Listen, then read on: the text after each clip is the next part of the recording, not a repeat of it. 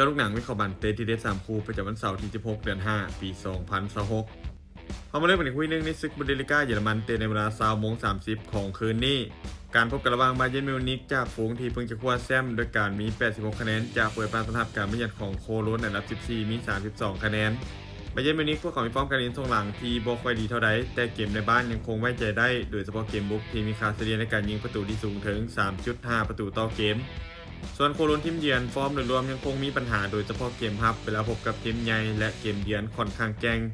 การคาดการณ์เกมนี้บาเยิร์นมิวนิกพวกเขาในเป็นฝ่ายที่ครองบาลและเปิดเกมบุกใส่อย่างต่อเนื่องส่วนโคโลนพวกเขาจะเน้นรับแล้วเราจะว่าการเล่นเกมสวนกลับถ้าหากบาเยิร์นสามารถยิงประตูแรกขึ้นนำได้ไว้เกมมีโอกาสที่สกอร์จะไหลค่อนข้างสูงการคาดการณ์สกอร์ที่น่าจะเกิดขึ้นบาเยิร์นมิวนิกจะเปิดบ้านเอาชนะโคโลนไปด้วยสกอร์4-1มันตอนคุย2อยู่ในศึกบุนเดสลิก้าเยอรมันเตะในเวลา20:30ของคืนนี้การพบกันระหว่างเวนเดอร์เบอร์เมนอันดับ15มี32คะแนนจะเปิดบ้านต้อนรับการมาเยือนของโบรุสเซียดอร์ทมุนด์ห้องจากฝูงมี70คะแนนเบอร์เมนเจ้าบ้านประกอบฟอร์มการเล่นช่วงหลังที่ยังไม่ค่อยนิ่งแพ้หลายเกมโดยเฉพาะเกมรับที่เสียประตูค่อนข้างง่ายในช่วงหลัง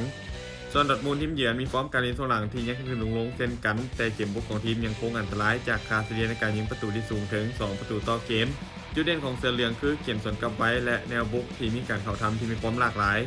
เกมนี้ภาพรวมคาดว่าดอร์ทมุนด์น่าจะเป็นฝ่ายที่ครองบาลและบุกหลายกว่าส่วนเบอร์เมนมีโอกาสที่ยิงได้เหมือนกันเพราะแนวรับของทีมเยือนค่อนข้างที่จะลุดในบางครั้ง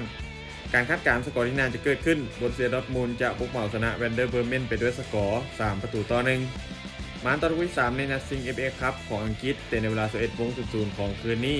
การพบกันระหว่างสิงห์บลูเชลซีจะพบกับเงือกใบสีฟ้าแมนเชสเตอร์ซิตี้เชลซีพวกเขาไปฟอร์มกันในช่วงหลังที่ยังคงแจ้งเกมรับของทีมยังคงพลาดง่ายเวลาพบกับทีมที่ลิ่นเพสซิ่งนักส่วนซิตี้พวกเขาไปฟอร์มการลิ่นโดยรวมในช่วงหลังที่ค่อนข้างดีการคล้องบาลของเขาและการเข้าทำค่อนข้างจะมีประสิทธิภาพกว่าโดยเฉพาะการคุ้มเกมในแดนกลางที่พวกเขามักเจ็ดได้ดีเกมนี้บรรจากภาพรวมยังคงเป็นเกมที่ค่อนข้างสูสีเพราะเป็นบาลนัดเดียวในนัดซิง FA คัพแต่แมนเชสเตอร์ซิตี้พวกเขายังคงดูดีกว่าในทุกด้านและมีโอกาสที่จะชนะค่อนข้างสูงแต่อาจจะชนะแบบบ่คาดการคาดการณ์สกอร์ที่น่าจะเกิดขึ้นแมนเชสเตอร์ซิตี้จะสามารถเอาชนะเชลซีไปด้วยสกอร์2-1สุดท้ายนี้ถ้าทุกคนสนใจแนวทางที่ดีแบบนี้อย่าลืมกดไลค์กดแชร์ออกไปเพื่อเป็นแนวทางเพิ่มเติม